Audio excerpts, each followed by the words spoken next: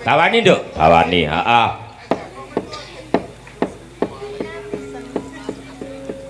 Kuwi asline saka Kincang ya Mas Asmaryanto ya. Wah, iya, heeh. Ya, Nduk. Tawani, Nduk. Wiwitane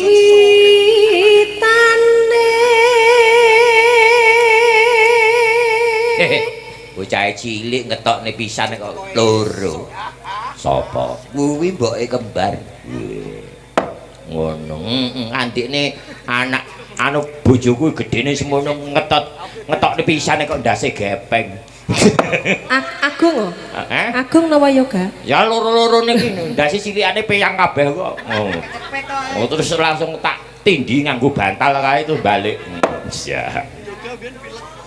Handerek sang beki. Kowe merasa dadak dodol tempe lho, engko nak nawake kaya prima mau. Monggo tempe-tempe sinten sing kepengin ngrasakne tempe ku lho. Iki nek bocah edan kok iya. Malah diwarai. Malah diwarai. Yo. Halo. Priya bagus kang olah budaya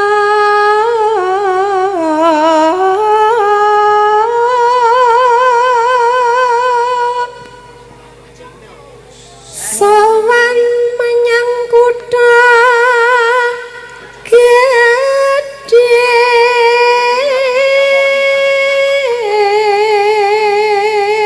Piyai sepuh nak ngrungokke ngene iki seneng ora kok lagu dut tak gendang dut sing dirungokne napa nggih Mbah lah iya sing nom ya dipakani rasane ora masalah kok Mbah ya ora apa-apa kok ya iya Rando Bendara Traska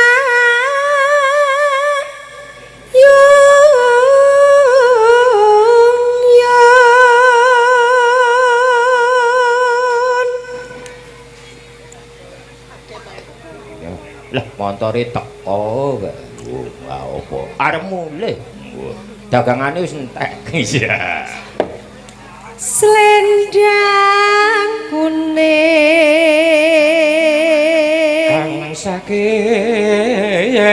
Kang saking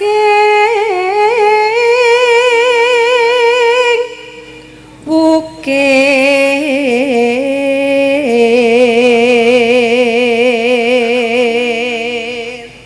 ya swara kurang bermono ning wasesang krung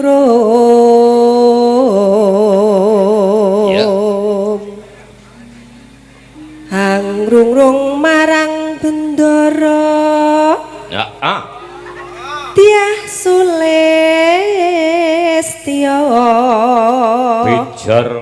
pijer ngincangake alis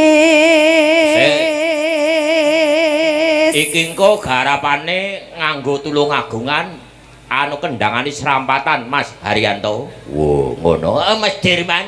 Ya. Ya. Garapan terus tresno sesidheman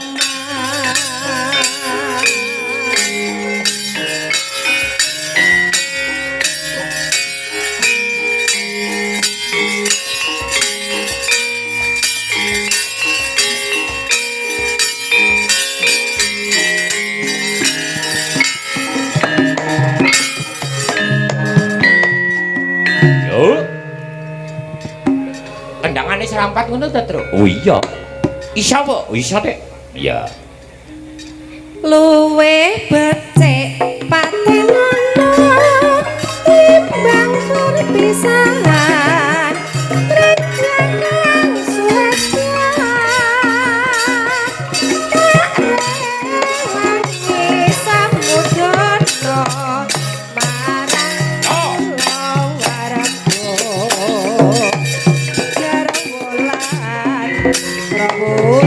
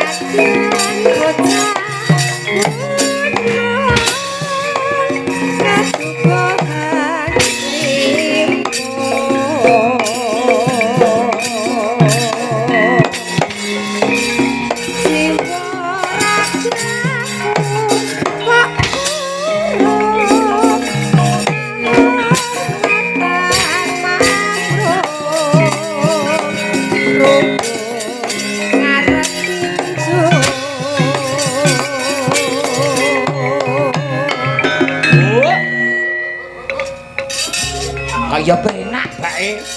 Piye? Diserampatke ya penak ngene lho. Iya, lagi iki lah aku.